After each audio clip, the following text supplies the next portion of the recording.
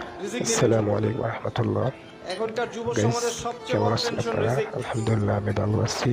একটা জব, আশা করি আপনারাও ভালো একটা আছেন ভালো জব, আল্লাহর একটা রহমতে। ভালো ব্যবসা।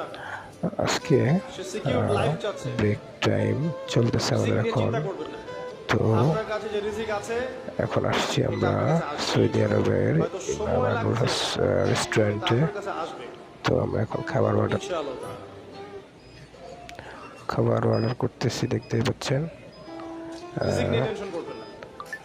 এখনকার যুব তারপরে দেখাবো সমাজের সবচেয়ে আপনাদেরকে। বড় এই যে টেনশন রিজিক। দেখুন আমাদের খাবারগুলি চলে আসছে। একটা জব, আমার একটা ভালো জব, একটা চিকেন, ভালো ব্যবসা।